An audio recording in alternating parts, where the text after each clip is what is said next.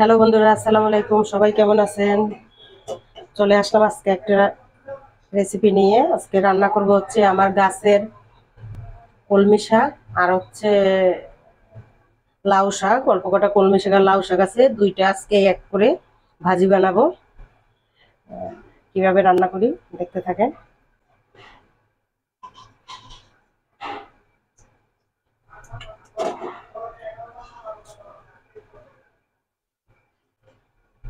তেল গরম হয়ে গেছে, আমি এর মধ্যে পেঁয়াজ দিয়ে দিব।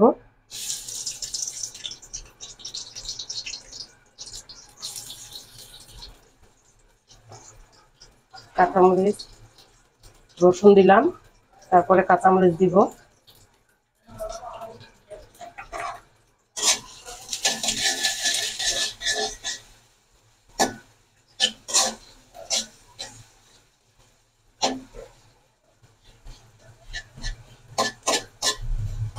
আমাদের ছাদে গাছে মাশাআল্লাহ দিলে মাসে 2-3 বার শাক উঠাইয়া আইনা খাওয়া যায়।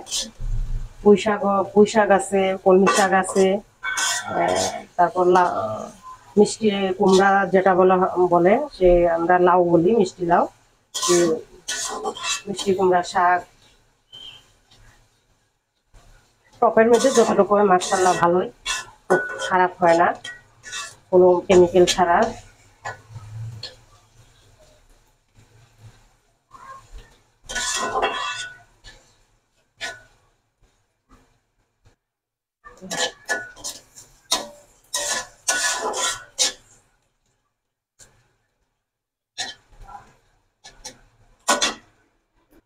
অল্প একটু হলুদ গুঁড়া দিয়ে দিব, বেশি না।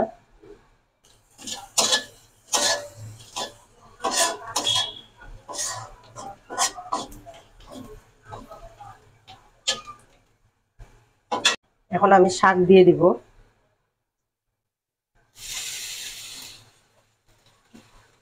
মশলা দিলে অনেকগুলো শাক হয়েছে, দুটা মিলাইয়া।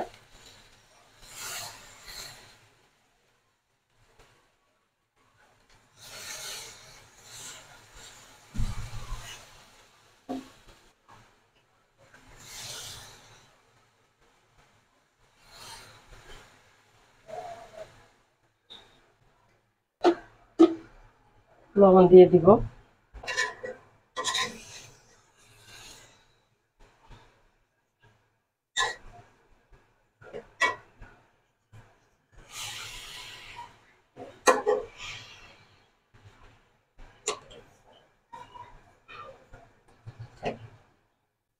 এখন আমি ডাইকে দিব, দেখে নিব। আমার শাক অনেকটা মজে গেছে, দেখেন। এর মধ্যে আর কয়টা কাঁচামরিচ দিব।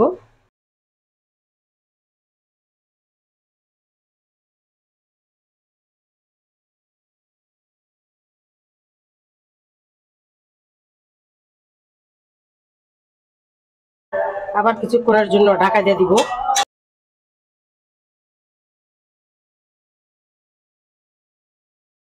দেখে নিব।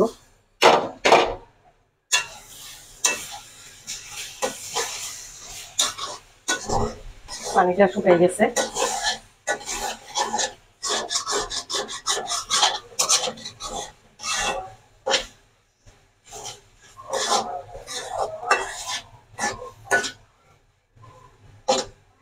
শাকগুলো একদমই গলে গেছে, ডাঁটাগুলো একদমই গলে গেছে। বাজার থেকে কিনে আনা শাক আর গাছের শাক মজাই আলাদা। আর বাহির থেকে যখন লাউ শাক, মিষ্টি কুমড়া শাক কিনে আনি, মানে একটুকু আমার কাছে ভালো লাগে না, কিন্তু যখন আমি আমার গাছের থেকে আইনে আমি খাই, তখন এই শাকটা আমার খুব ভালো লাগে, এই শাকটা আমি খাই।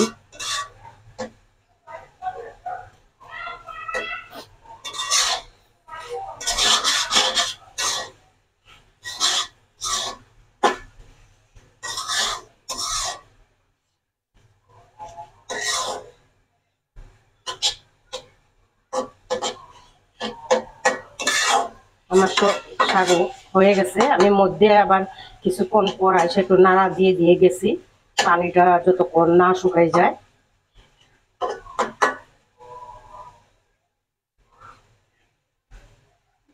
আমার শাক হয়ে গেছে।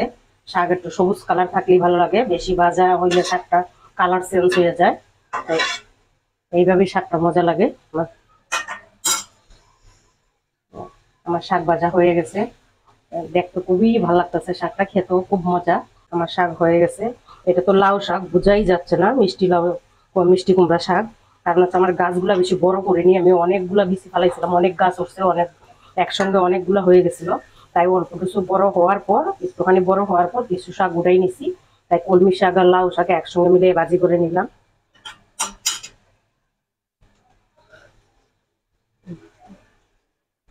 আমার ভাজা কমপ্লিট হয়ে গেছে লাউ শাক, চুলা অফ করে দিব।